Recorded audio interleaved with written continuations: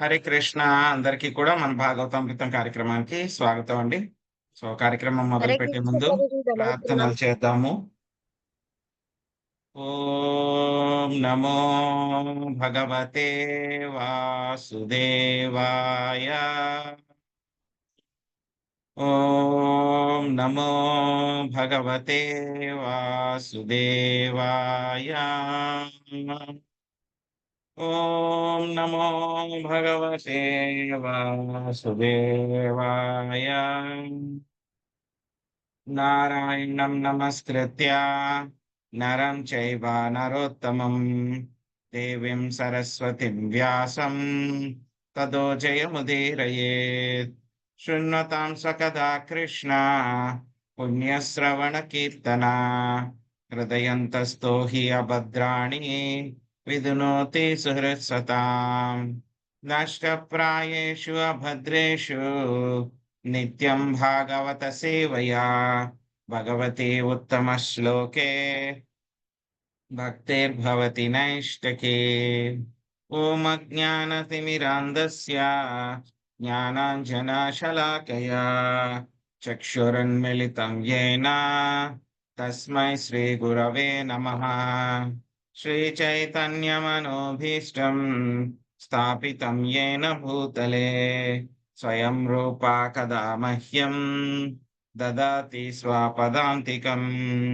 వందేహం శ్రీగురు శ్రీయుతాపదకమలం శ్రీగురున్ వైష్ణవాంశ శ్రీరూపం సాగ్రజాతం సహగణా రఘునాథాన్వితం తాం సజీవం సాద్వైతం సావధూతం పరిజనా సహితం కృష్ణ చైతన్య దేవం శ్రీరాధా కృష్ణ పాదాన్ సహగణా లలితా శ్రీ విశాఖాన్వితాంశ్చ.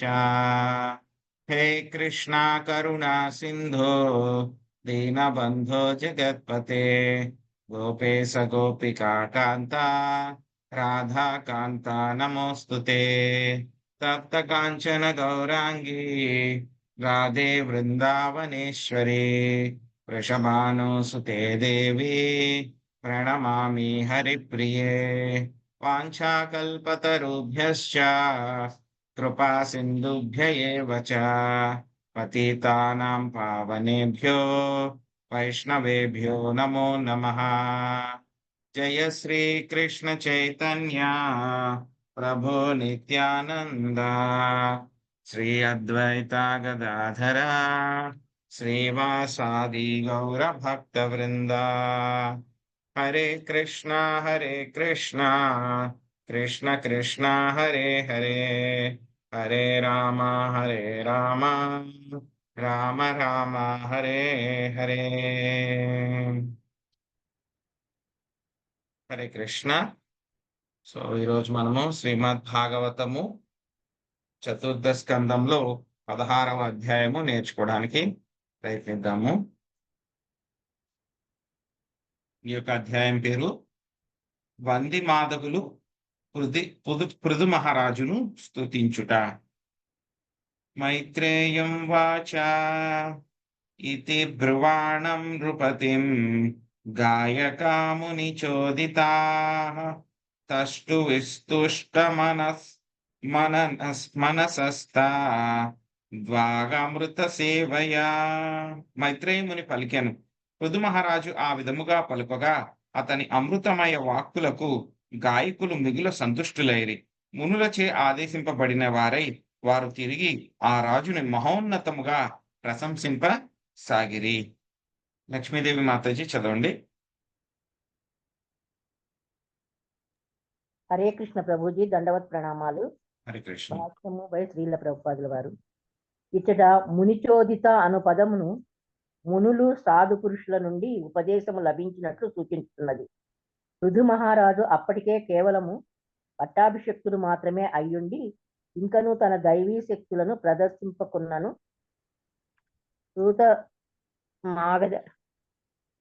సూతమాగధ వంది జనము వంటి గాయకులు అతనిని భగవదవతారమని తెలుసుకొనిరి. మునులు బ్రాహ్మణులు వసిగిన ఆదేశమిచ్చే వారు ఈ విషయం నిలగగలిగేది. అనగా భగవదవతారములను మనము ప్రామాణికుల ఆదేశముతోనే అవగతము చేసుకొనవలెను.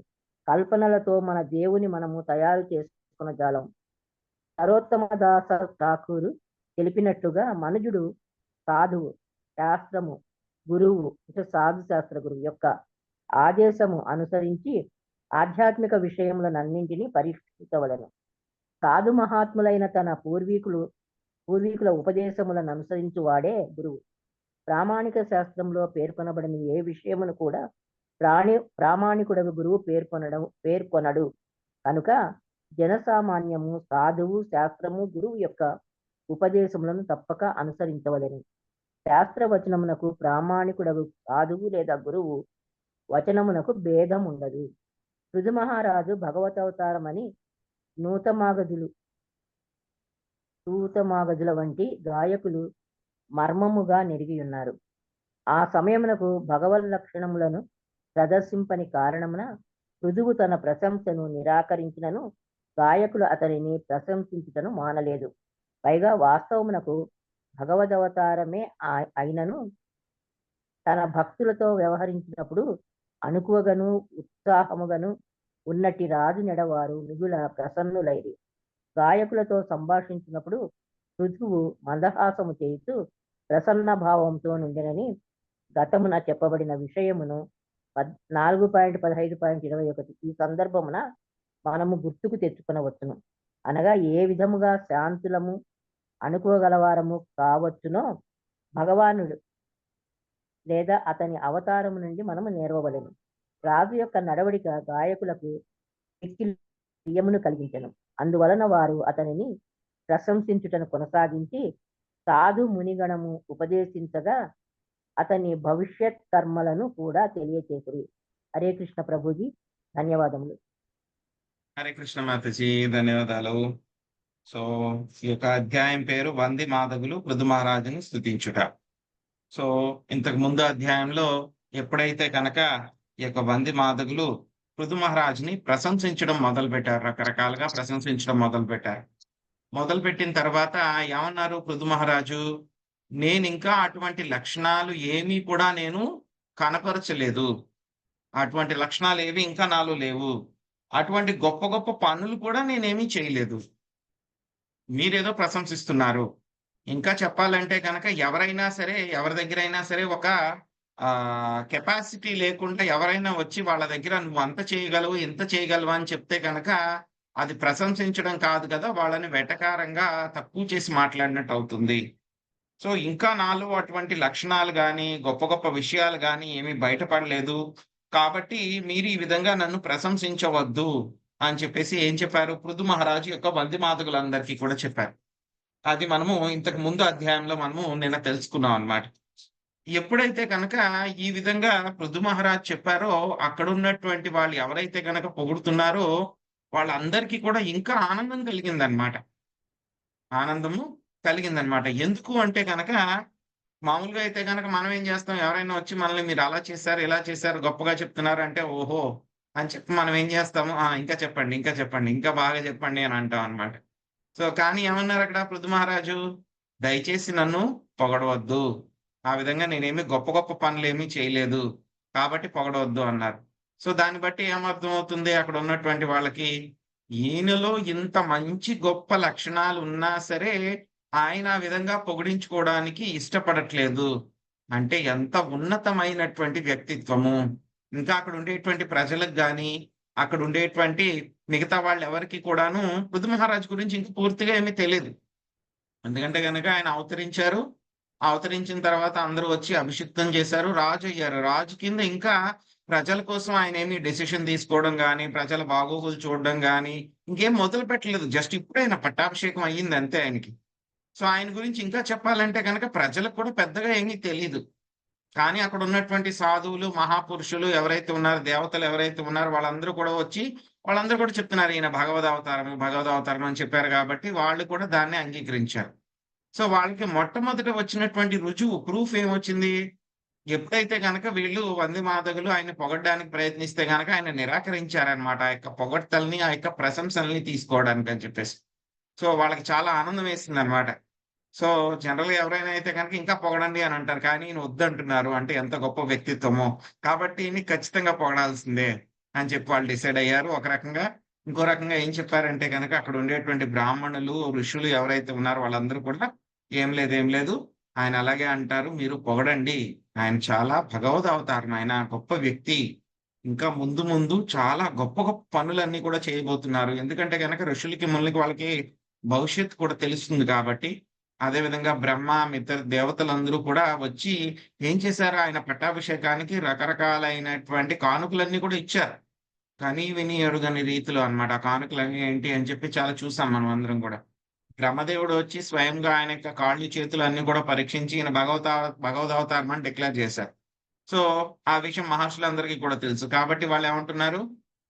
మీరు మీ పని కానివ్వండి, మీరు పొగడండి అని చెప్పి చెప్పారు. కాబట్టి ఇంక వాళ్ళకి ఇంకా కన్ఫర్మేషన్ అయిపోయిందన్నమాట. సో, ఏదైనా సరే మనకు కూడా చెప్పుకున్నాం చాలా సార్లు. ఏదైనా ఒక దానికి ప్రమాణం కావాలంటే గనుక ముగ్గురు కావాలి. గురువు, సాధువు, శాస్త్రము. సో, ఈ యొక్క సాధువులు కూడా శాస్త్రాల్లో లేనిది ఏది కూడా వాళ్ళేమి చెప్పరు. గురువు ఎప్పుడు శాస్త్రాలను అనుసరించే చెప్తారు. సో, కాబట్టి మనకేదైనా అనుమానం వస్తే గనక, ఎవరైనా ఒకళ్ళు తప్పు చెప్తుంటే గనక మిగతా 2 మనకి ప్రమాణాలని మనం వాడుకోవాలన్నమాట. సో, ఏదైనా సరే గురువు, సాధువు, శాస్త్రము వాళ్ళు ముగ్గురు కూడా ఏదైతే గనక చెప్తారో దాన్ని అంగీకరించాలి. సో, ఎప్పుడైతే గనక ఈ విధంగా ఆ! ఏం చెప్పారిక్కడ? ముని చోదితః అక్కడ ఉండేటువంటి మునులు, ఋషులు అందరూ కూడా వాళ్ళు ప్రేరేపించారు. పొగడండి ఈయన్ని, ఈయన గురించి కీర్తించండి అని చెప్పిన తర్వాత, అప్పుడు ఆ వంది మాదిగలు మళ్ళీ ఇంతకుముందు ఆపేశారు వాళ్ళు కొంచెం కీర్తించిన తర్వాత. మళ్ళీ ఇప్పుడు వీళ్ళందరూ కూడా చెప్పారు కాబట్టి వాళ్ళెంతో సంతోషంగా మాకింత గొప్ప రాజుగా దొరికారు అని చెప్పి ఆయన్ని కీర్తించడం మళ్ళీ మొదలుపెట్టారన్నమాట. హరే హరే కృష్ణ.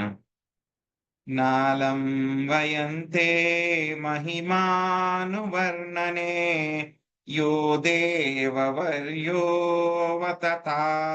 మాయయా వేణాంగజాతాస్య చ పౌరుషాణి తే వాచస్పతీనామపి భ్రమూర్ధియః. గాయకులు ఇట్లు కీర్తించిరి, మహారాజా నీవు విష్ణు భగవానుని ప్రత్యక్షావతారమై ఉన్నావు. ఆ దేవదేవుని నిర్హేతుక కరుణ చేతనే ఈ దరిద్రిపై నీవు అవతరించితివి. అందువలన నీ మహోన్నతమగు కర్మలను వాస్తవముగా కీర్తించుటకు మాకు అసాధ్యము. నీవు వేణుని శరీరము నుండి ఉద్భవించినప్పటికీ బ్రహ్మాది దేవతల వంటి వాచస్పతులే నీ మహోన్నతమగు కర్మలను వర్ణింపజాలరు. భవానీ మాతాజీ చదవండి. హరే కృష్ణ ప్రభుజీ ప్రణామం. హరే కృష్ణ. భాష్యము. ఈ శ్లోకములోని మాయయ అనే పదమునకు నీ యొక్క నిర్హేతుక కరుణచే అని అర్థము. కానీ మాయావాద తత్వవేత్తలు మాయ అనే పదమును మోహము లేదా అసత్యత అని వివరించరు.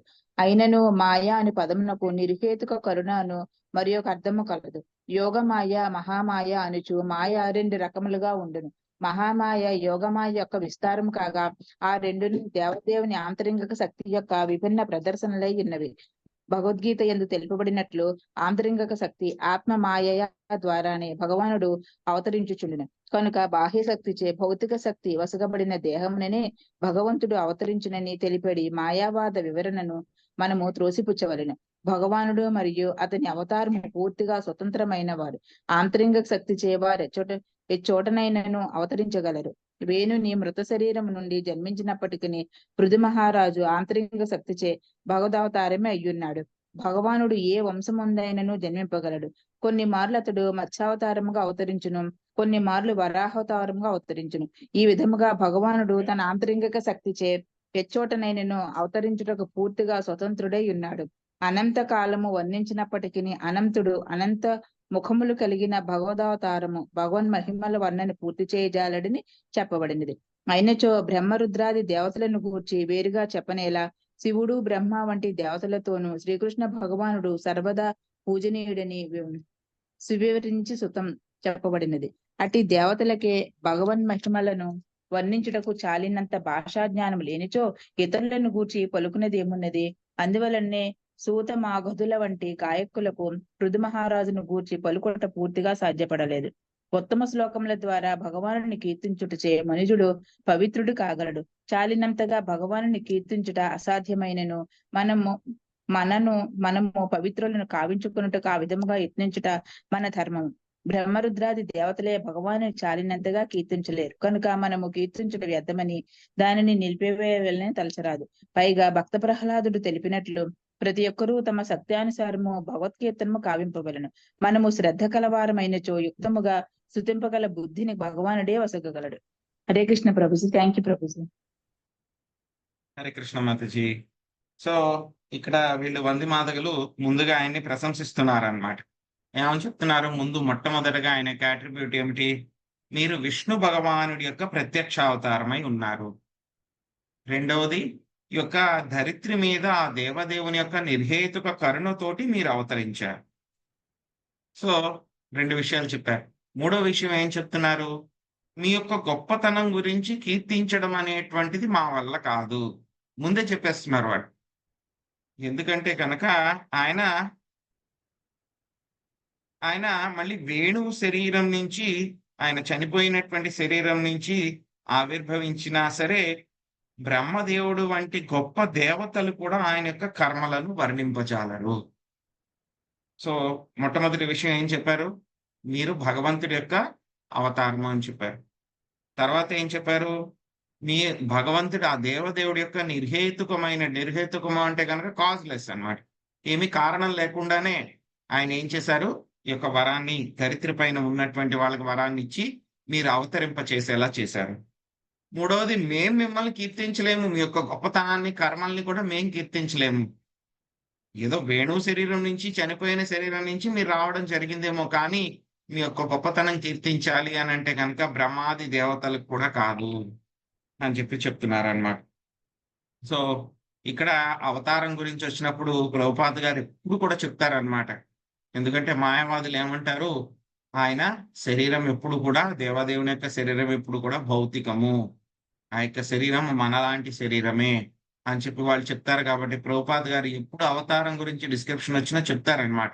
అవతారం ఎప్పుడు కూడా స్వామి యొక్క అంతరంగిక శక్తిలోంచి ఈ యొక్క అవతారాలన్నీ కూడా వస్తాయి. ఆత్మ మాయయ అంతరంగ శక్తిలోంచే వస్తాయి. అంతరంగ శక్తిని ఏమంటారు? ఇక్కడ చెప్పారు మహామాయ, ఇంకొకటి యోగమాయ. యోగమాయ నుంచే ఆ యొక్క మహామాయ అనేటువంటిది రావడం జరిగింది.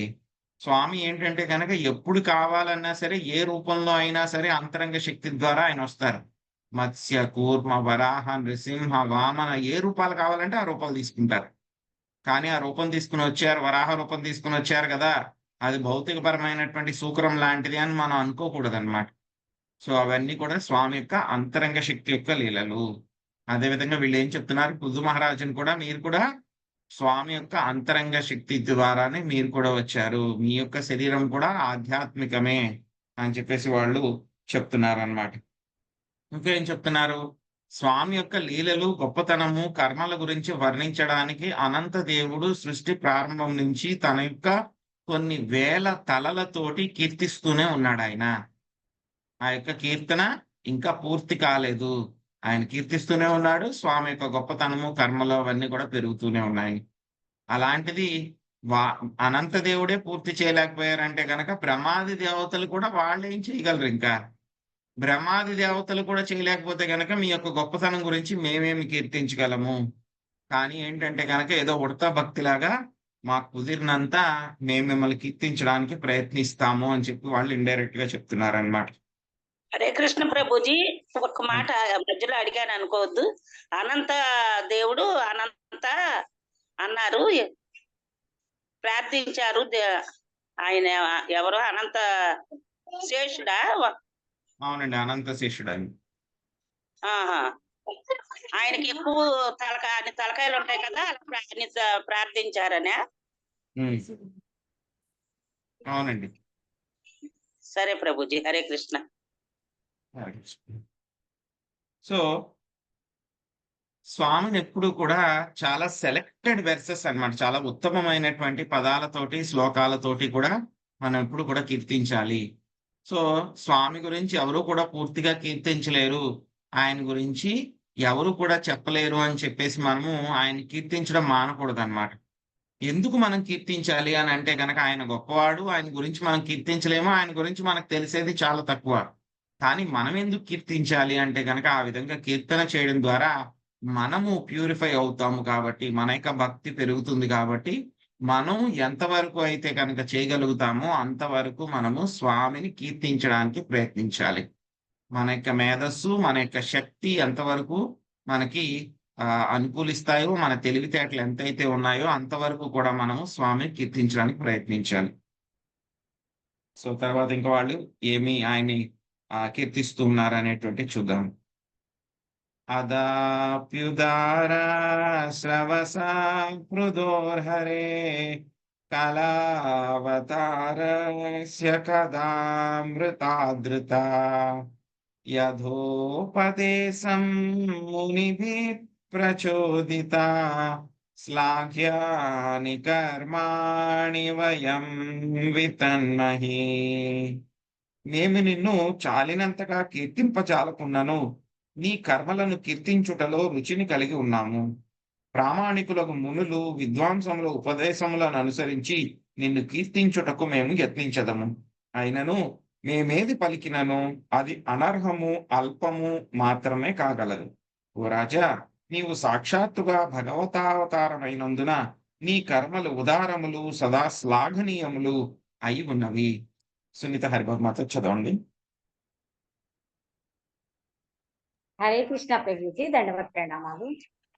కృష్ణ కృపామూర్తి శీల ప్రభుపాదికి జై. భాష్యం. మనుజుడే ఎంతటి ప్రావీణ్యుడైనప్పటికీ భగవన్ మహిమలను యుక్తముగా కీర్తింపజాలడు. అయినను భగవత్ కర్మలను కీర్తించువారు అట్టి కార్యమును సాధ్యమైనంతగా యత్నించవలెను. అట్టి ప్రయత్నము భగవానుని ప్రసన్నను చేయగలదు. కృష్ణ కథను సర్వత్రా ప్రచారము చేయమని శ్రీ చైతన్య మహాప్రభు తమ అనుయాయులకు ఉపదేశించి ఉండెను. కృష్ణ కథ అనగా ముఖ్యముగా భగవద్గీతయే కనుక దానిని గురు శిష్య పరంపరంగా రూపమున అవగతము చేసుకున్నట్లుగాను మరియు మునులు భక్తులు వివరించిన విధముగా అధ్యయనము చేయుట ప్రచారకుని బాధ్యత. అనగా మనుజుడు తన పూర్వులు అంటే సాధువులు, గురువు శాస్త్రమును అనుసరించి జనసామాన్యమునకు బోధ గావింపవలెను. భగవత్ కీర్తనమునకు ఈ సరళ విధానమే అత్యంత సులభమైనది. ఏది ఏమైనా భక్తి యోగమే నిజమైన పద్ధతి. దానిచే మనుషుడు కేవలము కొన్ని వాక్కులతో దేవదేవుని సంతుష్టిని చేయగలడు. అటువంటి భక్తి లేనప్పుడు పెద్ద పెద్ద గ్రంథములు కూడా అతని తృప్తిపరచజాలవు. హరినామ సంకీర్తన ఉద్యమములోని ప్రచారకులు భగవన్ మహిమలను కీర్తింపజాలకున్నను ఎల్ల ఎడల జనులు చెంతజేరి వారికి హరే కృష్ణ మహామంత్ర జపము చేయమని ప్రోత్సాహపరుచు వచ్చును. హరే కృష్ణ ప్రభుజీ, ధన్యవాద ప్రణామం. హరే కృష్ణ మాతాజీ. సో వీళ్ళు ఆ కీర్తించే వాళ్ళు కూడాను ఎంత సరళ స్వభావం కలిగి ఉన్నారు, ఎటువంటి గర్వం లేకుండా వాళ్ళు ఎంతలాగా ఉన్నది ఉన్నట్టు వాళ్ళు చెప్పడానికి ప్రయత్నిస్తున్నారు అనేటువంటిది ఎంత సిన్సియర్గా, ఇంకా చెప్పాలంటే కనుక చాలా సిన్సియర్గా అన్నమాట, నిజాయితీగా వాళ్ళు ఉన్నది ఉన్నట్టు ఆయన్ని పొగడడానికి ప్రయత్నిస్తున్నారు అన్నమాట. సో ఏం చెప్తున్నారు? సో తగినంతగా మిమ్మల్ని మేము కీర్తించలేకపోయినా సరే మిమ్మల్ని కీర్తించడంలో మాకు చాలా రుచి ఉంది. మునులు వీళ్ళందరూ కూడా ఏం చేయమన్నారు? మిమ్మల్ని కీర్తించమని చెప్పి మాకు చెప్పారు. అయినా సరే మా యొక్క శక్తి అనుసారము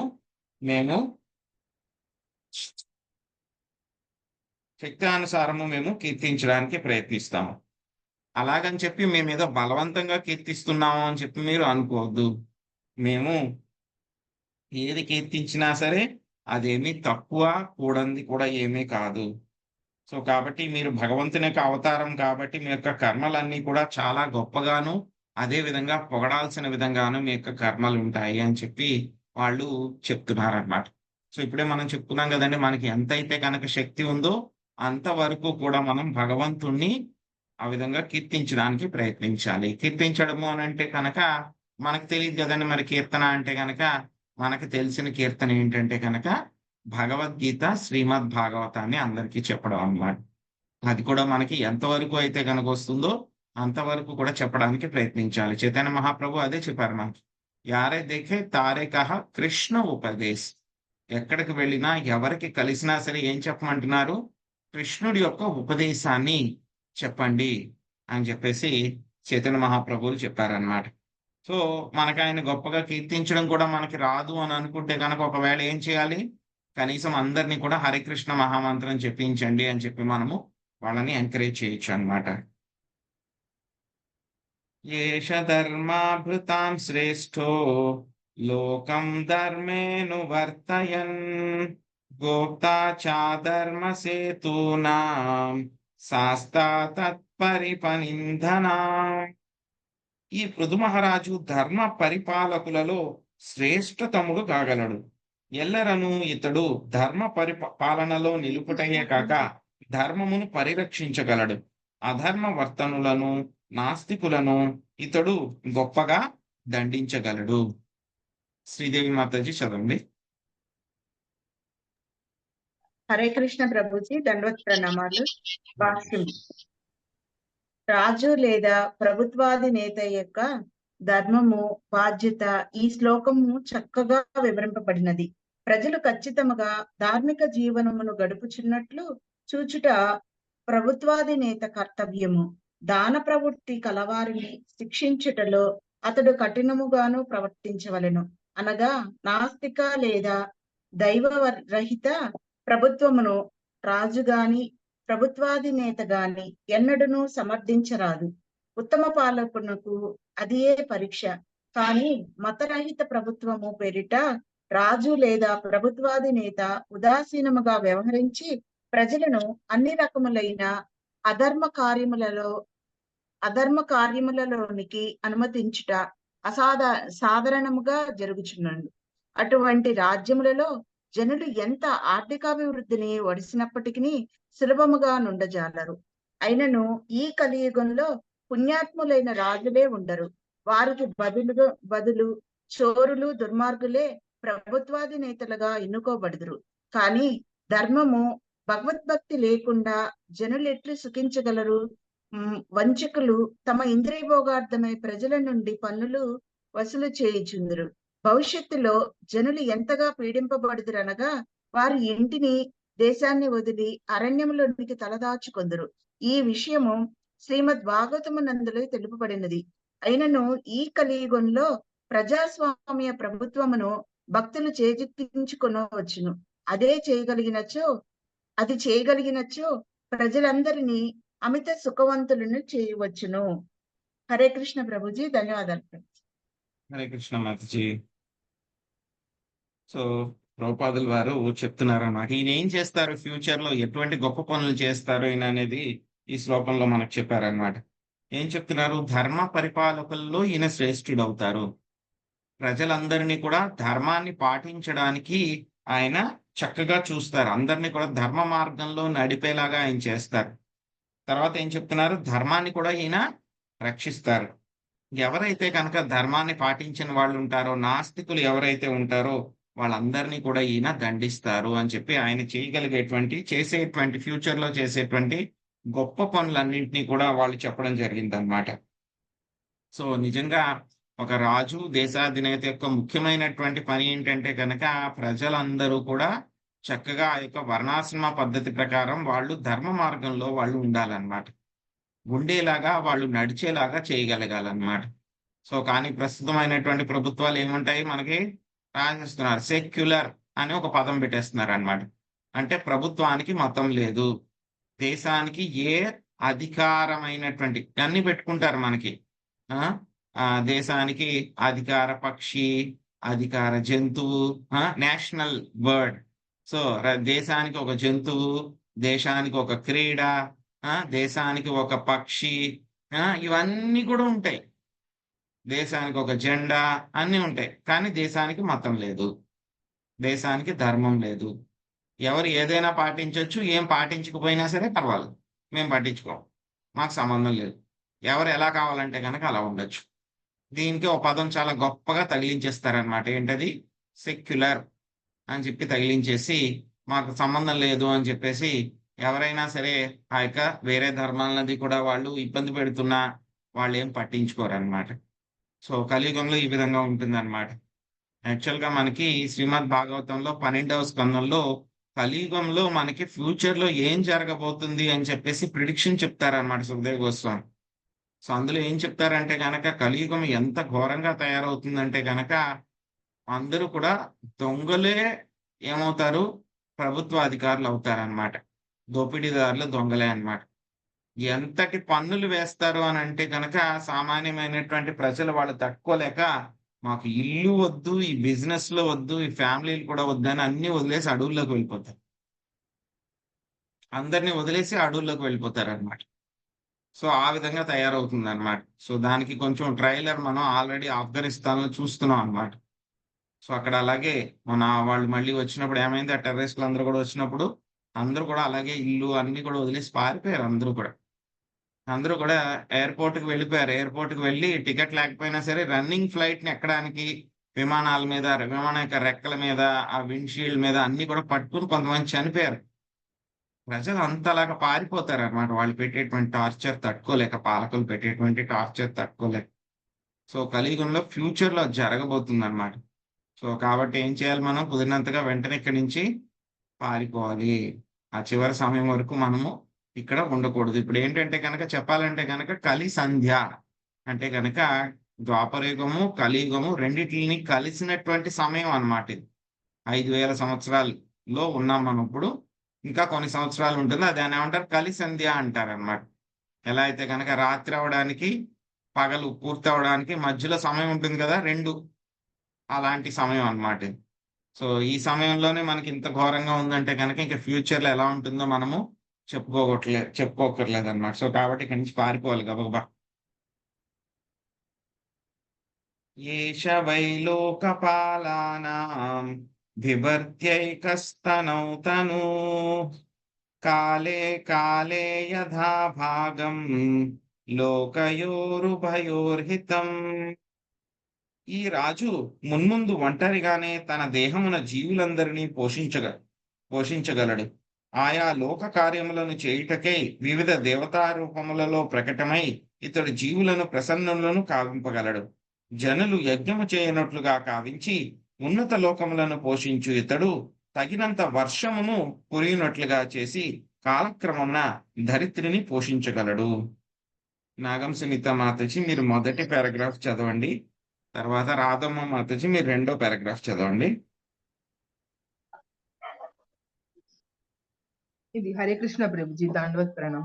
భాష్యం బై శ్రీలా ప్రభుపాదికి జై. ఈ విశ్వము యొక్క వివిధ పాలనా కార్యములను చూచెడి దేవతలు దేవదేవుని సహాయకులు మాత్రమే. భగవంతుడు ఈ లోకమున అవతరించినప్పుడు సూర్య చంద్ర ఇంద్రాది దేవతలు అతనితో చెత్తకూడుదురు. తత్ఫలితముగా లోకమును క్రమ పద్ధతిలో నుంచుటకు అవతారమును దేవతలకు బదులుగా కూడా వర్తించగలిగి ఉండును. నిజమునకు దరిద్రి యొక్క రక్షణము తగినంత వర్షముపై ఆధారపడి ఉండును. భగవద్గీతలోను ఇతర శాస్త్రములలోను తెలుపబడినట్లు వర్షాధినేతలకు దేవతలను ప్రసన్నులను చేయుటకై యజ్ఞములను నిర్వహింపవలెను. అన్నాద్భవంతి భూతాని పర్జన్యాదన్న సంభవః యజ్ఞాద్భవతి పర్జన్యో యజ్ఞ కర్మ సముద్భవః. జీవుల దేహములు ధాన్యము పైననే ఆధారపడి ఉండును. ఆ ధాన్యము వర్షము వలననే ఉత్పత్తి అగును. వర్షము యజ్ఞము వలన కలుగగా యజ్ఞము విహిత కర్మల వలన ఉద్భవించును. భగవద్గీత 3.14. హరే కృష్ణ ప్రభుజీ. Thank you Prabhuji. హరే కృష్ణ మాతాజీ. హరే కృష్ణ ప్రభుజీ దండవత్ ప్రణామం. అనగా యజ్ఞమును యుక్తంగా నిర్వహించడం అవసరం. ఇచ్చట పేర్కొనబడినట్లు పృథు ఒంటరిగానే ప్రజలందరినీ అట్టి యజ్ఞ కర్మలలో పాల్గొన్నట్లు చేయగలిగేది వాడు. దాని వలన కొరత లేదా సుఖము ఉండనే ఉండదు. కానీ కలియుగంలోని నామకార్థమగు మతాతీత రాజ్యంలో రాజ్యపాలనము మూర్ఖులైన వారి చేతిలో ఉండును. వారికి ప్రకృతి మర్మము గాని యజ్ఞ విషయము గాని తెలియదు. అట్టి వారు కేవలము ప్రణాళికలను మాత్రమే రూపొందించగలరు. అవి ఎల్లప్పుడూ విఫలమగునట్టివే. అందువలన జనులు అనేకములకు కలతలకు గురియగుచుందురు. ఇటువంటి పరిస్థితిని నివారించుటకు శాస్త్రములు ఈ క్రింది విధంగా ఉపదేశించుచున్నవి. హరే నామ హరే నామ హరే నామైవ కేవలం కలౌ నాస్తైవ గతి కన్యధ. అనగా పాలన యందలి ఈ దౌర్భాగ్య స్థితిని నివారించుటకు హరే కృష్ణ మహామంత్రమును హరే కృష్ణ కృష్ణ కృష్ణ హరే హరే హరే రామ రామ రామ హరే హరే జపించవలసిందిగా జనులను ఉపదేశింపబడుతున్నది. హరే కృష్ణ ప్రభుజీ, thank you. Hare Krishna Mataji. So మనము చెప్పుకున్నాం భగవద్గీతలో 3వ అధ్యాయంలో వస్తుంది మనకి. సో అన్నాద్భవంతి భూతాని పర్జన్యాదాన సంభవం అనే శ్లోకంలో మనకి స్వామి చెప్పారు. జీవులందరి యొక్క దేహాలు దేని మీద ఆధారపడి ఉంటాయి? ధాన్యం మీదే ఆధారపడి ఉంటాయి. దీనికి రియలైజేషన్ అంతా కూడా మనకి చక్కగా ఒక రోజు తెలుస్తుంది ధాన్యం ఎంత ముఖ్యమని. ఏ రోజు తెలుస్తుందండి మనకి? ఏకాదశి అన్ని అమ్మేస్తున్నారు. బియ్యం బాగా కరువు ఖర్చు వచ్చినప్పుడు అయిపోయింది. తెలుస్తుంది ప్రభు. ఏకాదశి రోజు కష్టం అయిపోతుంది. ఏకాదశి రోజు మనకి ధాన్యం ఎంత ముఖ్యమో తెలుస్తుంది అన్నమాట. సో మిగతావన్నీ కూడా ఆహార పదార్థాలు ఎన్ని తిన్నా సరే మనకి శక్తి ఉన్నట్టు ఉండదు. ఒక సాటిస్ఫాక్షన్ కానీ లేదా కంప్లీట్నెస్ కానీ రాదు మనకి. మిగతావన్నీ తీసుకున్నా సరే ధాన్యం అన్నధాన్యాలు తీసుకుంటేనే మనకు అది ఒక సాటిస్ఫాక్షన్ కింద మనకు అనిపిస్తుంది అనమాట. సో కాబట్టి అప్పుడు మనకు అర్థం అవుతుంది అనమాట, ఓ స్వామి చెప్పింది కరెక్టే, జీవులు దేని మీద ధాన్యం పైనే ఆధారపడి ఉన్నారని చెప్పి ఆ రోజు మనకి ప్రూఫ్ అవుతుంది అనమాట ఏకాదశి రోజు ఉపవాసం చేస్తే. సో ఆ యొక్క ధాన్యం ఎలా వస్తుంది మనకి? వర్షాలు వస్తాయి. వర్షాలు ఎలా వస్తాయి మనకి? యజ్ఞం వలన వస్తాయి. యజ్ఞాలు విహిత కర్మల ద్వారా వస్తాయి అన్నమాట. ఇది మనకి సైకిల్ చెప్పింది అన్నమాట. సో ఏం చెప్పారు సృష్టి ప్రారంభంలో స్వామి? ఏం చెప్పారు మనకి? మీరు యజ్ఞాలు చేయండి, యజ్ఞాలు చేస్తే వర్షాలు వస్తాయి. సో యజ్ఞాలు చేసిన తర్వాత ఏమవుతుంది? హవిస్సుల ద్వారా దేవతలకి మీరు సమర్పించండి. సమర్పిస్తే కనుక దేవతలు ఏం చేస్తారు? మళ్ళీ మీకు వర్షాలను ఇస్తారు. వర్షాలను ఇచ్చిన తర్వాత మళ్ళీ మీకు పంటలు పండుతాయి. పంటలు పండిన తర్వాత మళ్ళీ దాంతో మీరు మళ్ళీ యజ్ఞం చేయండి. ఈ విధంగా ఏంటి? దేవతలు అదే విధంగా మానవులు ఒకళ్ళకొకళ్ళు ఇచ్చిపుచ్చుకోవడం మూలంగా అన్ని చోట్ల కూడా సుఖశాంతులు ఉంటాయి అని చెప్పి స్వామి సృష్టి ప్రారంభంలో చెప్పారన్నమాట. సో అదే విధంగా యొక్క భారత వర్షంలోనే ఏమవుతుందంటే కనుక ఇది కర్మభూమి అన్నమాట. ఇక్కడే మనం కావాలంటే కనుక పాజిటివ్ కర్మలు కానీ సకర్మలు వికర్మలు అకర్మలు అన్ని ఇక్కడ మాత్రమే మనం చేయగలం. మిగతా చోట్లంతా కూడా మనకి కర్మలు చేయడానికి ఏమీ ఉండదు. ఓన్లీ ఏ కర్మలు అయితే సాధించుకున్నామో వాటిని ఎంజాయ్ చేయడానికి లేకపోతే బాధపడడానికి మాత్రమే ఛాన్స్ ఉంటుంది. కొత్త కర్మల్ని క్రియేట్ చేసుకునే ఛాన్స్ ఉండదు అనమాట. ఇంకా చెప్పాలి అని అంటే కనుక దేవతలందరూ కూడా యొక్క భారత భూమిలో చేసేటువంటి భరత వర్షంలో చేసేటువంటి యజ్ఞాల పైనే కూడా వాళ్ళందరూ కూడా ఆధారపడి ఉన్నారనమాట. అందుకే వాళ్ళకి భరత వర్షం అంటే కనుక అంత ఇంట్రెస్ట్ అన్నమాట వాళ్ళందరికీ కూడా. ఎందుకంటే వాళ్ళు కూడా ఇండైరెక్ట్ గా దీని మీద ఆధారపడి ఉన్నారన్నమాట. సో అందుకే ఇక్కడ ఏం చెప్తున్నారు, ఈ రాజు ఏం చేస్తారంట, మొత్తం జీవులందరినీ కూడా పోషిస్తారు. అదే విధంగా ఏం చేస్తారు, చక్కగా యజ్ఞాలను నిర్వహింప చేయటం మూలంగా ఆ యొక్క దేవతలు ఎవరైతే ఉన్నారో వాళ్ళని కూడా ప్రసన్నం చేస్తారు. వాళ్ళకు కూడా యజ్ఞ నిర్వహణ ద్వారా వాళ్ళకు కూడా హవిస్సులన్నీ కూడా చేయటం మూలంగా ఉన్నత లోకాల్లో ఉండేటువంటి వాళ్ళందరినీ కూడా ఆయన పోషిస్తారు. ఏ విధంగా ఉన్నత లోకాల్లో వాళ్ళందరూ కూడా భారతవర్షం మీద ఆధారపడి ఉన్నారు అనేటువంటిది త్వరలో మనం వచ్చేటువంటి అధ్యాయంలో చూస్తాం మనం. ఎందుకంటే ధరిత్రి మాతని ఆయన ఆవిడ దాచేసుకుంటుంది అనమాట. మొత్తం రిసోర్సెస్ అన్ని కూడా అవన్నీ కూడా ఆయన బయటికి తీపిస్తారు ఆయన. అప్పుడు మనకు అర్థం అవుతుంది ఎందుకు యొక్క భరతవర్షం మీద అందరూ కూడా భూమి మీద ఇంకా ఎందుకు వాళ్ళందరూ అంతలాగా ఆశ పెట్టుకుంటారు, ఎందుకు ఆధారపడి ఉన్నారు అనేటువంటిది తెలుస్తుంది అనమాట. సో అదే విధంగా వర్షాలంతా కూడా కురిపించేలా చేసి మొత్తం ధరిత్రిని అదే విధంగా ఉన్నత లోకాలని కూడా ఈయన పోషిస్తారు అని చెప్పి చెప్తున్నారు అన్నమాట. సో తర్వాత ఇంకేం చెప్తున్నారో చూద్దాం. వసుకాలా ఉపాదత్తే కాలే చాయం విముంచతి సమసర్వేషు భూతేషు ప్రతపన్ వద్విభూ. ఈ పృథు మహారాజు సూర్యుని అంతటి శక్తిమంతుడు కాగలడు. సూర్యుడు తన కాంతిని ఎల్లరకు సమముగా పంచునట్లు ఇతడు తన కరుణను సమముగా పంచగలడు.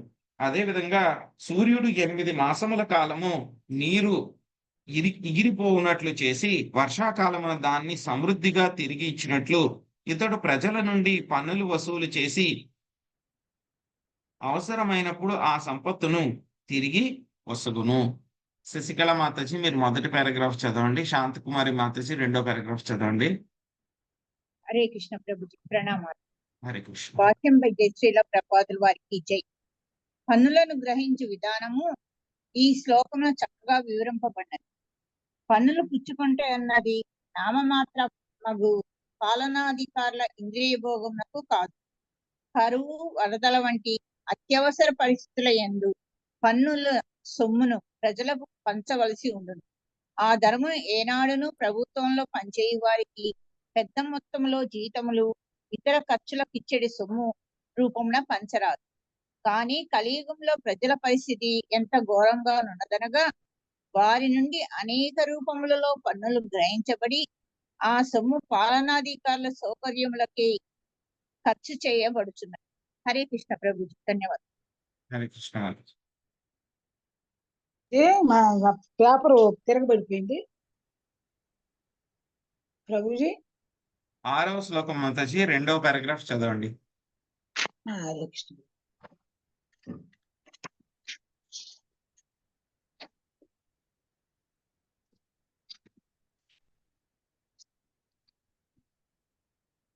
ఈ శ్లోకమున సూర్యుని ఉపమానము సముచితముగానున్నది.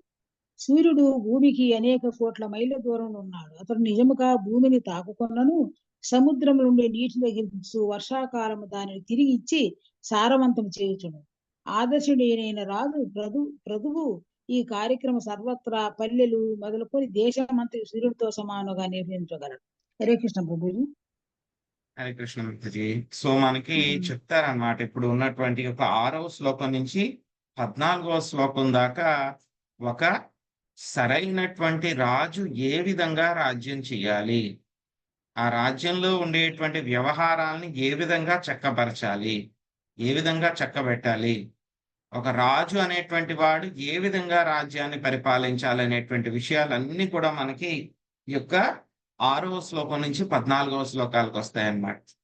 సో ఎవరైతే కనుక రాజు అవుతారో, దేశాధినేతలు అవుతారో వాళ్ళు యొక్క పృథు మహారాజు సెక్షన్ ని చాలా చక్కగా చదవాలన్నమాట. చదివితే కనుక వాళ్ళకి తెలుస్తుంది ఏం చెయ్యాలి, ఏం చెయ్యకూడదు అనేటువంటి విషయాలన్నీ కూడా చక్కగా తెలుస్తాయి అన్నమాట. ఇక్కడ ఆ రాజుకు ఉండాల్సినటువంటి ఒక అట్రిబ్యూట్ అన్నమాట, దాని గురించి ఇక్కడ చెప్పడం జరిగింది అనమాట. ఏంటి, దాన్ని సూర్యుడితో పోల్చారన్నమాట. సూర్యుడు ఏం చేస్తారు మనకి 8 నెలలు ఎండాకాలము, అదే విధంగా కొంచెం శీతాకాలంలో కూడా ఆయన ఏం చేస్తారు, మొత్తం 8 నెలలు కూడా మొత్తము అన్ని చోట్ల ఉన్నటువంటి నీటిని అంతటిని కూడా ఆయన ఎండబెట్టేస్తారు, ఎగిరించేసి మొత్తం దాన్ని అంతా కూడా మేఘాల కింద తయారు చేసేస్తారు. ఆయన తయారు చేసిన తర్వాత సూర్యుడు ఏం చేస్తారు, వర్షాకాలం 4 నెలలు ఆయన అందరికీ కూడా సమానంగా దీన్ని అంతటిని కూడా వర్ష రూపంలో అందరికీ కూడా పంచిపెడతారు అన్నమాట. అదేవిధంగా రాజు అన్నటువంటి ఏం చేయాలి అని అంటే కనుక మొత్తం ప్రజల దగ్గర నుంచి పన్నులు సేకరించాలి, ట్యాక్సెస్ వేయాలి. ఎందుకంటే కనుక రాజుకు డబ్బులు ఏమి రావు సొంతంగా, ఆయనకి ప్రభుత్వ ఆదాయం ఎక్కడి నుంచి వస్తుంది, ఇప్పుడైనా అప్పుడైనా సరే ప్రజలకి ట్యాక్సెస్ నుంచి వస్తుంది అన్నమాట. పన్నులు వేయాలి. పన్నులు ఏం చేయాలి, అందరికీ కూడా పన్నులు వేసి వాళ్ళ దగ్గర నుంచి ఆ యొక్క ధనాన్ని సేకరించాలి. సేకరించిన తర్వాత ఏం చేయాలి, ఆ వచ్చినటువంటి డబ్బుల్ని తన ఇంద్రియ సౌఖ్యాల కోసం వాడకూడదు, దాన్ని వాటిని ఆయన జాగ్రత్తగా ఉంచాలి. ఉంచిన తర్వాత ఏం చేయాలి, ప్రజలకి ఎప్పుడైతే కనుక అవసరం వస్తుందో, ప్రజలకి అవసరమైనటువంటి మంచి పనులు ఏవైతే ఉంటాయో వాటి కోసం ఆయన వాటిని ఖర్చు పెట్టాలి. కానీ కొంతమంది ఏం చేస్తున్నారు అని అంటే కనుక చూస్తున్నాం చాలా ఎగ్జాంపుల్స్, అసలు మీరు ట్యాక్స్లే కట్టక్కర్లేదు అని చెప్పి చెప్తున్నారన్నమాట. మీరు ట్యాక్స్లే కట్టక్కర్లేదు, మీరు ఆఫీసర్లు మీ దగ్గరికి వచ్చి ట్యాక్స్ కట్టమన్నా సరే మీరు కట్టకండి అని చెప్పి స్టేట్మెంట్లు ఇస్తున్నారు అన్నమాట కొంతమంది రాజు. ఇంకేం చేస్తున్నారు, లేకపోతే కనుక ఓకే ట్యాక్సులు కలెక్ట్ చేస్తున్నారు, మీకు అవి ఇస్తాం ఇది ఇస్తాం అని చెప్పేసి వచ్చేసి ఎక్కువ ట్యాక్సులు కలెక్ట్ చేసి వాళ్ళు అనవసరమైనటువంటి ఖర్చులు పెడుతున్నారు. వాళ్ళ యొక్క విలాసవంతమైనటువంటి జీవితాల కోసము, ఏదో పెద్ద పెద్ద కార్లు, ఇంపోర్టెడ్ కార్లు కొనుక్కోవడానికి, వాళ్ళు ఉండడానికి పెద్ద పెద్ద భవంతులు నిర్మించుకోవడానికి వాళ్ళందరూ కూడా ఆ యొక్క ధనాన్ని అనవసరంగా ఖర్చు పెడుతున్నారు అన్నమాట. సో రాజు అన్నటువంటి వాడు ఈ విధంగా ఉండకూడదు. సో ప్రజల దగ్గర నుంచి పన్నులు సేకరించాలి. సో అందరి దగ్గర నుంచి కూడా కుదిరినంత వరకు సమానంగా పన్నులు సేకరించాలి. సేకరించిన తర్వాత ఆ పన్నులన్నిటినీ కూడా మొత్తము ప్రజలందరి కోసము మళ్ళీ వాటిని అవసరమైనప్పుడు ఉపయోగించాలి. అందులో కూడా మొత్తం అంతా కూడా ఒకేసారి ఖర్చు పెట్టేయకూడదు ప్రజల మీద. కొంచెం అమౌంట్ ఏం చేయాలైనా కంటింజెన్సీ కోసం పక్కన పెట్టి ఉంచాలి.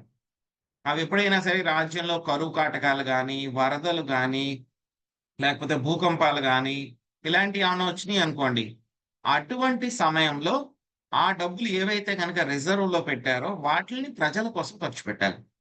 తన కోసం ఖర్చు పెట్టుకోకూడదు. ఆ డబ్బుల్ని ప్రజల యొక్క సంక్షేమం కోసం కొంచెం పక్కన పెట్టి ఉంచాలి. మొత్తం అంతా కూడా ఖర్చు పెట్టేయకుండా. ఎప్పుడైతే ఎమర్జెన్సీ వచ్చిందో వాటిల్లో కొంత తీసి ప్రజల కోసం ఖర్చు పెట్టాలన్నమాట. సో ఎలా అయితే గనక సూర్యుడు చేస్తాడు, మొత్తం అంతా కూడా వాటర్ తీసుకున్న తర్వాత ఆ వాటర్ అంతా కూడా మొత్తము మేఘాల రూపంలో అందరికి ఎలా డిస్ట్రిబ్యూట్ చేస్తాడో రాజు అనేటువంటి వాడు ఇవన్నీ కూడా చక్కగా చెయ్యాలి. పన్నులు, ట్యాక్స్ కలెక్షన్ చాలా ముఖ్యమైనటువంటి పని. సో తర్వాత మళ్ళీ రాజుకి ఎలా ఉండాలి అని అంటే కనుక భూదేవికి ఉన్నంతటి ఓర్పు ఉండాలి, టాలరెన్స్ ఉండాలి. సో దాని గురించి ఏం చెప్తున్నారో చూద్దాం. తితిక్షత్యక్రమం వైన్య ఉపర్యాక్రమతాపం తామపి భూతానాం కరుణ సస్వ ధార్తానాం క్షితివృత్తిమా. ఈ పృథువు ప్రజలందరి ఎడ అమిత కరుణను కలిగి ఉండును. ఎవడేని దీనుడు విధి నియమములను ఉల్లంఘించి తలపై తన్నినను ఇతడు నిర్హేతుకమగు కరుణచే దానిని పట్టించుకొనక క్షమించును. ప్రపంచ రక్షకునిగా ఇతడు ధరిత్రి వలె ఓర్పు కలిగిన వాడు. రత్నకుమారి మాత చదవండి. హరే కృష్ణ ప్రభుజీ, దండవత్ ప్రణాం. భాష్యం బై శ్రీల ప్రభుపాదుల వారికి జై. ఓర్పు విషయమున పృథు మహారాజు ఇచ్చట దరిద్రతో పోల్చబడెను. మానవులచే పశువులచే ఎల్లప్పుడూ తలపై తన్నబడుచున్నను ధరిత్రి ధాన్యము, పండ్లు, కాయగూరలను పండించి వారికి ఆహారం నొసగుచుండును. ఆదర్శనీయుడైన రాజుగా పృథువు భూమితో పోల్చబడినాడు. ఏలైనా ప్రజలలో కొందరు రాజ్యము యొక్క నియమ నిబంధనలను ఉల్లంఘించినను ఓర్పు వహించి అతడు వారిని పోషించును. అనగా తన సౌకర్యములను పణముగా పెట్టి అయినను ప్రజలకు సౌకర్యములను కలుగజేయుట రాజు యొక్క బాధ్యత. కానీ కలియుగమున ఈ విధముగా నుండదు. ఈ యుగమున రాజులు, ప్రభుత్వాధినేతలు ప్రజల నుండి రాబట్టిన పన్నులతో విలాసవంతమగు జీవితమును అనుభవింతురు. అటువంటి అన్యాయమగు పన్నుల విధానము జనులను అవినీతి పరులుగా చేయును. అనేక విధములుగా వారు ఆదాయమును కప్పిపుచ్చుటకు యత్నింతురు. దానిచే తుదకు ప్రభుత్వము పన్నులను వసూలు చేయజాలకపోవుట, తత్ఫలితముగా అత్యంత భారయుతమగు సైనిక ఖర్చులను మరియు పరిపాలనా ఖర్చులను మోయజాలకపోవుట సంభవించును. వ్యవస్థ అంతయు కుప్పగూలి దేశం అంతటను ఉపద్రవము, అశాంతి నెలకొనగలవు. Thank you Prabhuji. Hare Krishna. దండవత్ ప్రణాం Prabhuji. Hare Krishna. Thank you Mataji. So తర్వాత రెండవ లక్షణం ఏం చెప్పారు పృథు మహారాజ్కి? ఆయనకి ధరిత్రి అన్నమాట. భూమాతకి ఎంతైతే కనుక ఓపిక ఉందో అంతటి ఓపిక పృథు మహారాజ్ కూడా ఉందన్నమాట. ఎవరైనా సరే ప్రజల్ని ఎంతలాగంటే కనుక చాలా చక్కగా చూసుకునేటువంటి వాడు అనమాట. ఆయన చూసుకుంటారని చెప్తున్నారు. ఎవరైనా సరే కొన్ని రూల్స్ పాటించకుండా ఎవరైనా సరే తప్పిదాలు చేసినా సరే ఆయన చాలా ఓర్పుతోటి వాళ్ళని భరించి వాళ్ళకి కావలసినటువంటి పోషణ అంతా కూడా ఆయన ఇవ్వడానికి ప్రయత్నిస్తారు అని చెప్పేసి చెప్తున్నారు అన్నమాట. సో యాక్చువల్గా ఎందుకు ఈ విధంగా అవినీతి బాగా పెరిగిపోతోంది అని అంటే కనుక కారణం ఏమిటి అంటే కనుక ప్రతి ఒక్కళ్ళు కూడా వాళ్ళు సంపాదించినటువంటి దాంట్లో ఇవ్వాల్సినటువంటి పన్నులని సరిగ్గా చెల్లించటం లేదు. ఇవ్వాల్సినటువంటి పన్నుల్ని సరిగ్గా చెల్లించట్లేదు. సో కొంతమంది ఏం చేస్తున్నారు, మాకు అసలు పన్నులే వేయొద్దు అంటున్నారు. కొంతమంది మాకు ఇంకా అన్ని ఫ్రీ కావాలి అని అంటున్నారు. అంటే ఏంటి, వేరే వాడు ఎవడో కష్టపడుతుంటే కనుక వాడి యొక్క కష్టం మీద మనం ఆధారపడుతున్నాం అన్నమాట. సో పన్నులు వేయొద్దు అంటున్నారు. వాళ్ళ మీద ఏం చేస్తున్నారు, కొంతమంది పన్నులు సిన్సియర్గా కట్టరు. కట్టకపోతే కనుక వాళ్ళ దగ్గర నుంచి రాజు సరిగ్గా కట్టించుకోకపోతే కనుక ఏమవుతుంది, ఎవరో కొంతమంది మీద ఆ భారం ఎక్కువగా పడిపోతుంది. ఎందుకంటే కనుక 100 మంది ఉన్నారనుకోండి, 100 మందిలోని 50 మంది అందరూ సమానంగా ట్యాక్సులు కడితే ఏమవుతుంది, పెద్ద ఎక్కువ పడదు అందరికీ కూడా, ఏదో కొంచెం పడుతుంది. 100 మందిలో ఒక 20 మంది మొత్తం మిగతా వాళ్ళ 100 మందికి కావాల్సినటువంటి ఖర్చు అంతా కూడా భరిస్తున్నారు అనుకోండి, ఏమవుతుంది, వీడి మీద చాలా ఎక్కువ పడిపోతుంది. వాడు సంపాదించే దాంట్లో ఇంచుమించు సగం వాడు ఖర్చు పెట్టాల్సి ఉంటుంది ట్యాక్స్ కింద. అప్పుడు వాడు ఏం చేస్తాడు, నాకు అంత సంపాదన రావట్లేదు అని చెప్పి దాన్ని కప్పిపుచ్చుకోవడానికి ప్రయత్నిస్తాడు. సో ఆ విధంగా ఏమవుతుంది, మెల్లమెల్లగా అవినీతి అనేటువంటిది పెరుగుతుంది. కాబట్టి రాజు అనేటువంటి వాడు ఏం చేయాలి, ఒక ట్యాక్స్ సిస్టమ్ చాలా చాలా ఇంపార్టెంట్ అన్నమాట. సో ప్రజలందరూ కూడా ఏమనుకుంటారు, అమ్మో ఆ ట్యాక్స్ వేసేస్తున్నారు, ఈ ట్యాక్స్ వేసేస్తున్నారు, ఆ ట్యాక్స్ వేసేసారు, మా మీద ఈ ట్యాక్స్ వేసేసారు అని చెప్పని అనుకుంటారు. మరి ట్యాక్స్ వేయకపోతే కనుక ప్రభుత్వం ఎలా నడుస్తుంది, పోలీసు వ్యవస్థ ఎలా నడుస్తుంది, సైన్యం బాధ్యత ఎలా నడుస్తుంది, ప్రజలకు కావాల్సినటువంటి విద్య, వైద్యం, ఆహారం, ఆరోగ్యం ఇవన్నీ కూడా ఎలా ఇవ్వడానికి కుదురుతుంది? దేశాన్ని ఎవరైనా సరే అటాక్ చేస్తే కనుక రక్షణ ఎలా కుదురుతుంది? ఇవన్నీ కూడా కావాలి, ఫెసిలిటీస్ అన్ని కూడా కావాలి. కానీ మేము మాత్రం ట్యాక్స్ కట్టం, మా పక్కోడు కడతాడులేండి, నేను కట్టను అని చెప్పేసి ప్రజల యొక్క యాటిట్యూడ్ ఈ విధంగా ఉందన్నమాట. నిజమైనటువంటి రాజు ఏం చేస్తాడు అని అంటే కనుక అందరి చేత కూడా సమానంగా ఎంతవరకు అయితే కనుక కట్టాలో అంతవరకు కూడా కట్టిస్తాడనమాట ట్యాక్స్. సో ఆ విధంగా కట్టించడం వల్ల ఏమవుతుంది, అందరి మీద కూడా సమానంగా భారం ఉంటుంది. కాబట్టి ఎవరు కూడా వాళ్ళకు వచ్చినటువంటి ఆదాయం, ఎందుకంటే తక్కువ కట్టాల్సి ఉంటుంది. ఏదో 100 రూపాయలు సంపాదించుకుంటే ఒక 5 రూపాయలు 3 రూపాయలు నాకు ఇస్తే సరిపోతుంది. అందరూ కనుక ట్యాక్స్ కడితే కనుక 5 రూపాయలు 10 రూపాయలు ఇస్తే సరిపోతుంది. మాక్సిమం 7 రూపాయలు 6 రూపాయలు ఇస్తే సరిపోతుంది అందరూ. కానీ వేరే వాళ్ళందరూ కూడా కట్టట్లేదు కాబట్టి మిగతా వాళ్ళు 30-40% ఇవ్వాల్సి వస్తుంది అన్నమాట. సో వాళ్ళు కూడా ఏం చేస్తారు, ఇంత ఎక్కువ ఇవ్వాల్సి వస్తుంది కదా అని వాళ్ళ యొక్క ఆదాయాన్ని కూడా తక్కువ చేసి చూపిస్తారన్నమాట. సో అలాగే ఏమవుతుంది, మొత్తం అంతా కూడా ఇక అవినీతి అనేటువంటిది పెరిగిపోతుంది. సో కాబట్టి ఏం చేయాలి, ఒక ట్యాక్స్ సిస్టమ్ అనేది చాలా చాలా ఇంపార్టెంట్ అన్నమాట. రాజు అనేటువంటి వాడు ఒక ట్యాక్స్ సిస్టమ్ ని ఎటువంటి తేడాలు లేకుండా చాలా చక్కగా అందరి మీద కూడా సమానంగా ట్యాక్సులు వేయాలి. ట్యాక్సులు వేయాలి కదా అన్నారు కదా అని చెప్పేసి పాప మీద కష్టాల్లో ఉన్నవాడు, బాధల్లో ఉన్నవాడు, వాళ్ళ మీద కూడా బలవంతంగా ఎక్కువ ట్యాక్స్ రుద్దేసి వాళ్ళు బతకడానికి కూడా లేకుండా వాళ్ళ దగ్గర నుంచి బలవంతంగా డబ్బులు తీసేసుకోవడం, ఇది కూడా చేయకూడదు అన్నమాట. ప్రజల్ని కూడా ఎలా చూసుకోవాలి, సొంత బిడ్డల్లాగా చూసుకోవాలి. సో ట్యాక్స్ సిస్టమ్ కూడా ఎలా ఉండాలి, అదే విధంగా దానికి అనుగుణంగానే ఉండాలన్నమాట. తర్వాత మళ్ళీ పృథు మహారాజుని ఇంద్రుడితోటి పోలుస్తున్నారన్నమాట. సో ఇంద్రుడు ఏం చేస్తారు, మనకి వానలన్నీ కూడా ఇస్తూ ఉంటారన్నమాట. సో ఆయన ఏ విధంగా ఎందుకు పోలుస్తున్నారు అనేటువంటి చూద్దాం.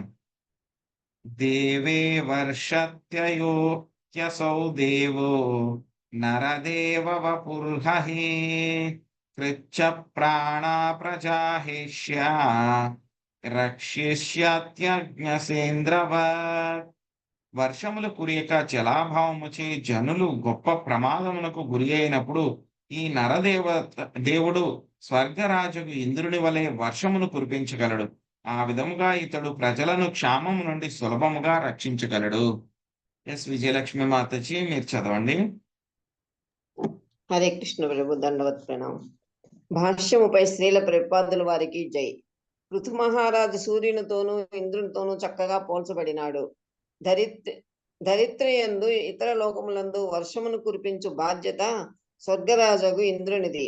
అతడు తన కర్తవ్య నిర్వహణలో విఫలుడైనతో పృథువు స్వయంగా తానే వర్షమును కురిపించునని ఇక్కడ సూచింపబడినది. తన ప్రీత్యర్థమై దరిద్రవాసులు యజ్ఞమును నిర్వహింపనిచో స్వర్గరాజుకు ఇంద్రుడు వారి ఎడ కొన్ని మార్లు కినుక వహించును. అయినను పృథువు సాక్షాత్తుగా భగవదవతారమైనందున స్వర్గరాజు కరుణపై ఆధారపడలేదు. ఒకవేళ వర్షాభావము కలిగినచో పృథువు తన దైవీ శక్తులచే ఆ లోపము నివారింపగలడని ఇచ్చట భవిష్యత్తు పలకబడినది. బృందావనమున శ్రీకృష్ణ భగవానుడు కూడా అటువంటి శక్తులను ప్రదర్శించి ఉండెను. ఇంద్రుడు బృందావనంపై 7 దినములు కుండపోతగా వర్షము కురిపించినప్పుడు శ్రీకృష్ణుడు గోవర్ధన పర్వతమును ఛత్రము వలె పట్టి బృందావన వాసులను రక్షించెను. ఆ విధముగా శ్రీకృష్ణుడు గోవర్ధనధారి అని కూడా ప్రసిద్ధి చెందెను. హరే కృష్ణ ప్రభు, ధన్యవాదాలు. హరే కృష్ణ మాతజీ. సో ఇక్కడ ఏం చెప్తున్నారు అని అంటే కనుక, ఒకవేళ కనుక ఇంద్రుడు వర్షాన్ని ఇవ్వకపోతే కనుక పృథు మహారాజు తనకున్నటువంటి శక్తుల ద్వారా ఆయనే వర్షాన్ని కురిపించగలడు. అంతటి శక్తివంతుడు ఈయన, ఎందుకంటే భగవద్ అవతారము కాబట్టి. మనము సరిగ్గా యజ్ఞాలు చేయకపోతే కనుక ఏం చేస్తాడు, ఒక్కొక్కసారి ఇంద్రుడు ఆ వర్షాలు అవి కూడా రావన్నమాట మనకి. సో పెద్దవాళ్ళు చెప్తారు, సో పాపం ఎక్కువైపోతుంది అందుకని చెప్పేసి మనకు వర్షాలు రావట్లేదు అంటారు. యాక్చువల్గా దాని వెనకాల ఉన్న లాజిక్ ఏంటంటే కనుక, మనం సరైన విధంగా యజ్ఞాలు చేయకపోతే కనుక ఇంద్రుడు ఏం చేస్తాడు, సరైన సమయంలో వర్షాలు పడేలాగా ఆయన చేయరు అనమాట. సో అటువంటి సమయాల్లో కూడా పృథు మహారాజు కావాలనుకుంటే కనుక ఆయన ఇంద్రుడు సహాయం లేకుండా ఆయనే కావాలంటే కనుక వర్షాలను కురిపించగలడు ఆయన. అటువంటి శక్తి ఆయనకు ఉంది అని చెప్పి చెప్తున్నారు అన్నమాట ఇక్కడ. బృందావనంలో ఇంద్రుడు ఎప్పుడైతే కనుక బాగా వర్షాలని 7 రోజులు 7 రాత్రులు కూడా ఆయన కుంభవృష్టి వానను కురిపించి బృందావనాన్ని అంతా కూడా ముంచేయాలని చెప్పి ప్రయత్నించినప్పుడు శ్రీకృష్ణ భగవానుడు తన ఎడమ చేతి చిటికెన వేలి మీద గోవర్ధన పర్వతాన్ని ఒక చిన్న పిల్లవాడు ఎలా అయితే కనుక ఒక పుట్టగొడుగు తీసుకుని ఆడుకుంటాడో అదే విధంగా ఆయన గోవర్ధన పర్వతాన్ని పైకి ఎత్తి 7 రోజులు 7 రాత్రులు మొత్తం బృందావన వాసుల్ని, అక్కడ ఉండేటువంటి పక్షులు, అక్కడ ఉండేటువంటి జంతువులు, అక్కడ ఉండేటువంటి ఆవులు అందరినీ కూడా ఆయన రక్షించారు. సో అందుకే ఆయన ఏమంటారు, గోవర్ధన గిరిధారి, గోవర్ధనోద్ధార అని చెప్పని ఆయన అంటారు అనమాట.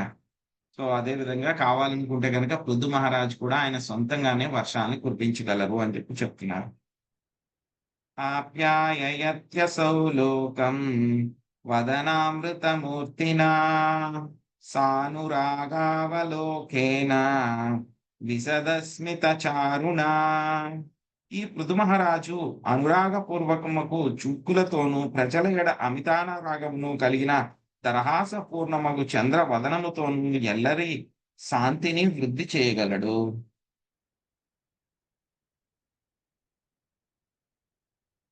అవ్యక్త వైష్మ్య నిగూఢ కార్యో గంభీర వేదావుపగుప్త విత్తః అనంత మహాత్మ్య గుణైకధామా హృద్ ప్రచేతా ఇవ సంవృతాత్మా. గాయకులు ఇట్లు కీర్తింపసాగిరి, ఈ రాజు అనుసరింపనున్న ఉపాయములను ఎవ్వడునూ ఎరుగజాలడు. ఇతని కర్మలు కూడా అతి నిగూఢముగా నుండెను. ప్రతి కార్యమును ఏ విధముగా ఇతడు జయప్రదము కావింపగలుగుడో ఎవ్వడునూ తెలుసుకొనజాలడు. ఇతని సంపత్తి ఎవ్వరికినూ తెలియక గోప్యముగా నుండును. ఇతడు అపరిమితముకు మహిమలను సద్గుణములకు నిధి అయి విరాజిల్లును. ఇతని స్థానము చక్కగా కొనసాగుచు సముద్ర దేవతయగు వరుణుడు పూర్తిగా జలముచే కప్పబడి ఉండును. లక్ష్మీ నాగేశ్వరి మాతాజీ మీరు మొదటి పారాగ్రాఫ్ చదవండి. గీతా శ్రీకాంత్ మాతాజీ. ప్రభుజీ గీతా శ్రీకాంత్ మాతాజీ మీరు రెండో పారాగ్రాఫ్ చదవండి. హరే కృష్ణ ప్రభు. ధన్వత్ ప్రణాం. ప్రతి బౌద్ధికత్వమును ఒక అధిష్టాన దేవత యుండును. ఆ రీతిని సముద్రమునకు వరుణుడు ప్రచేతనుడు అధిష్టాన దేవత అయి ఉన్నాడు. బాహ్యమునకు సముద్రము జీవరహితముగా గోచరించినను సముద్రములో పరిచయము కలిగిన వ్యక్తి దానిలో అనేక రకములైన జీవజలము కలదని ఎరిగి ఉండును. ఆ జల రాజ్యమునకు వర్ణుడు రాజు. సముద్ర గర్భను ఏమి జరుగునదో ఎవడును తెలియజాలనట్లు ఏ ఉపాయముచే మృదువు పరితికార్యమును జయప్రదము కావించగలుగుచున్నాడో ఎవడును ఎరుగజాలడు. మృదు మహారాజు యొక్క రాజనీతి పదము నిక్కముగా నిగూఢమైనది. పరిమితమగు మహిమాన్విత గుణములను కలిగి ఉన్నందునే అతనికి జయము సాధ్యపడెను. హరే కృష్ణ ప్రభు. ధర్మప్రభు. Thank you Prabhuji. హరే కృష్ణ మాతాజీ. హరే కృష్ణ ప్రభుజీ. ఈ శ్లోకమున ఉపగుప్త విత్త అను పదము ప్రధానమైనది. పృథువు ఎంత ధనమును రహస్యముగా దాచి ఉంచెను అనేది విషయము ఎవరకు తెలియదని అది సూచించుచున్నది. సారాంశం ఏమనగా రాజే కాదు ప్రతి ఒక్కరును తమ కష్టార్జితం రహస్యముగా పదిల పరుపవలను. అప్పుడే అవసరమైన సమయంలో దానిని సత్ప్రయోజనమునకు వినియోగించుట సాధ్యపడగలదు. కానీ కలియుగంలో రాజునకు గాని ప్రభుత్వానికి గాని సురక్షితమగు సంపత్తి లేదు. కాగితముతో తయారు చేసిన కరెన్సీ నోట్ల ద్వారానే ధన వినిమయము జరుగును. ఆ విధంగా కష్ట పరిస్థితుల్లో ప్రభుత్వం కృత్రిమంగా కరెన్సీ నోట్ల సంఖ్యను పెంచివేయును. అది జీవనావసరముల ధరను కృత్రిమంగా ఆకాశమునందునట్టు చేయగలదు. అంతటా ప్రజల పరిస్థితి దుర్భరం కాగలదు. కనుకనే ధనమును రహస్యంగా దాచిపెట్టుట పురాతన విధానమే అయి ఉన్నది. పృథు మహారాజు కాలమున అది అమలులో ఉన్నట్టు మనము ఇచ్చట గమనింపవచ్చును. రాజు తన సంపత్తిని రహస్యముగా ఉంచినట్లు ప్రజలు కూడా తమ సంపాదనను రహస్యంగా నుంచవలెను. అట్టి వ్యవహారములలో ఎటువంటి దోషం లేదు. కానీ ముఖ్య విషయం ఏమనగా ప్రతి ఒక్కరిని వర్ణాశ్రమ ధర్మ విధానమున సుశిక్షితులను చేయవలసి ఉన్నది. అప్పుడే ధనము కేవలం సత్ప్రయోజనమునకు ఉపయోగింపబడును. హరే కృష్ణ ప్రభుజీ. Thank you. హరే కృష్ణ మాతాజీ. ఇంకా వాళ్ళందరూ కూడా కీర్తిస్తున్నారనమాట పృథు మహారాజుని. సో సముద్రుడికి చాలా లోతుగా ఉంటాడు అనమాట. సముద్రుడు చాలా లోతు అన్నమాట. సముద్రుడి లోపల ఏం జరుగుతుంది అనేటువంటి విషయము, ఎంత లోతు ఉంది అనేటువంటి విషయం కూడా ఎవ్వరికి తెలియదు అనమాట. సో అదే విధంగా పృథు మహారాజు కూడాను ఆయన యొక్క కోశాగారంలో ఎంత ధనం ఉంది, ఎక్కడి నుంచి వస్తుంది అనేటువంటి విషయం కూడా ఎవ్వరికి తెలియదు, చాలా సీక్రెట్. అదే విధంగా ఆయన ఏ పనినైనా సరే ఎలాగైనా సరే దాన్ని విజయవంతంగా నిర్వహించగలడు. ఆయన ఎలా నిర్వహిస్తాడు, ఆయన ఏ విధంగా నిర్వహిస్తాడు అనేటువంటి విషయం కూడా ప్రజలు ఎవరికి కూడా అర్థం అవ్వదు, మామూలు వాళ్ళు ఎవరికి కూడా అర్థం. అంత చాకచక్యంగా ఆయన రాజ్యాన్ని పరిపాలిస్తారన్నమాట.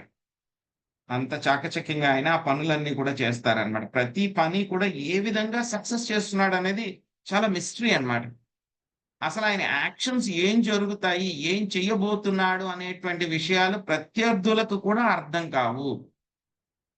ఏ లెవెల్లో ఉన్నాడు ఆయన, ఏం చేస్తున్నాడు అనేటువంటి విషయాలు ప్రత్యర్థులకు కూడా అర్థమవుతుంది అన్నమాట.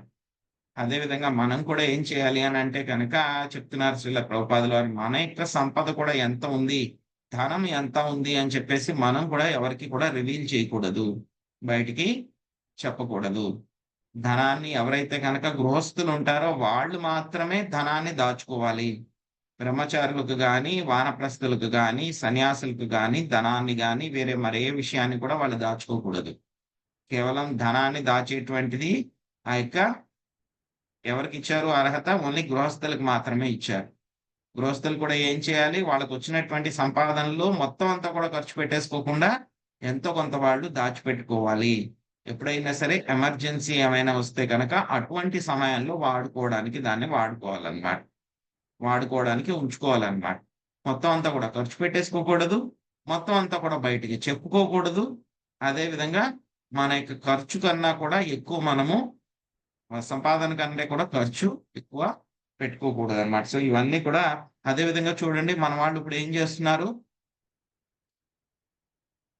గవర్నమెంట్లు నడిపిస్తున్నారు. చాలా మందిని చూస్తూ ఉన్నాం. ఏం చేస్తున్నారు, గవర్నమెంట్ కి ఒక ఏడాదికి ఒక 1000 రూపాయలు వచ్చింది అనుకోండి ఆదాయం. వాళ్ళు ఏం చేస్తున్నారు, బడ్జెట్లను 1000 రూపాయలు కాదు 10,000 రూపాయలు వాళ్ళు ఖర్చు పెట్టేస్తున్నారు.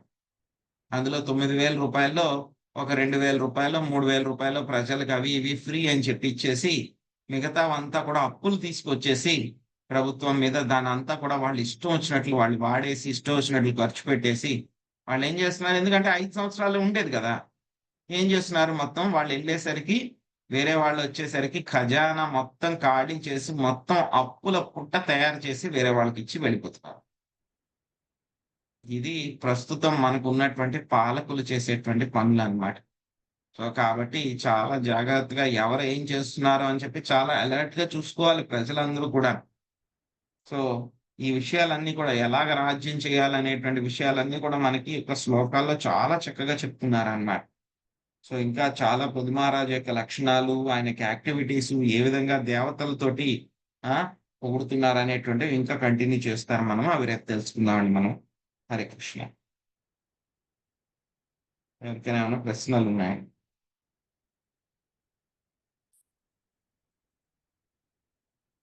ఎలా ఉందండి పృథు మహారాజ్ సెక్షన్? ఇంట్రెస్టింగ్ గా ఉందా ప్రభుజీ? చెప్పండి. పృథు మహారాజు జన్మించడమే బాలుడిగా కాకుండా పెద్దగానే పుట్టారండి. అవునండి, మనకి అదే అర్థం అవుతుంది. ఇక్కడ బాలుడి కింద కాకుండా డైరెక్ట్ గా పృథు మహారాజు అర్చి వాళ్ళిద్దరు కూడా జన్మించారు. జన్మించిన వెంటనే వాళ్ళకి పట్టాభిషేకం జరిగిపోయింది. అంటే గనక వాళ్ళు పెద్దగానే పుట్టారు అని చెప్పి మనం అర్థం చేసుకోవాలి. అదే విషయాన్ని మనం చూసాం కదా, బాహుకుడు కూడా ఏమైంది, పెద్దగానే ఉన్నాడు. వాడు చిన్నపిల్లగాడు కింద ఉండి పెద్దవాడు ఏం అవ్వలేదు. అలాగే వంది హరే కృష్ణ మాగధులు అంటే ప్రభుజీ. అర్థం ఏంటి ప్రభుజీ? వంది మాగధులు అంటే అర్థం ఏంటండి?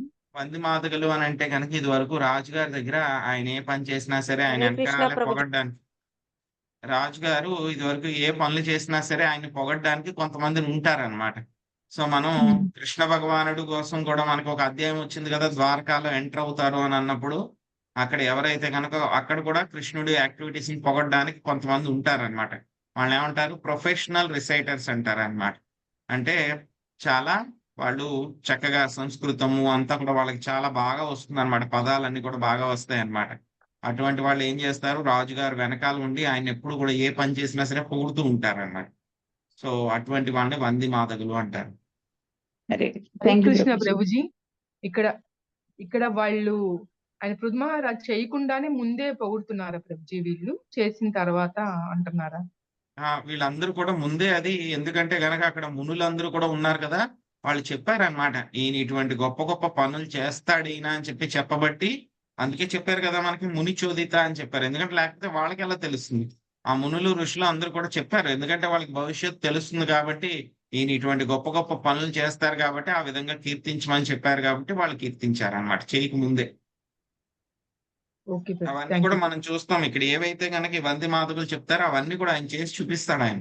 అవంతా కూడా మనకు వచ్చే అధ్యాయాల్లో వస్తాయి మనకి. ఓకే ప్రభుజీ, థ్యాంక్ యూ ప్రభు. హరే హరే కృష్ణ, హరే కృష్ణ. హరే కృష్ణ. Thank you. వాంఛా కల్పతరుభ్యశ్చ కృపా సింధుభ్యేవ చ పతితానాం పావనేభ్యో వైష్ణవేభ్యో నమో నమః. అనంత కోటి వైష్ణవ వృందకి జై.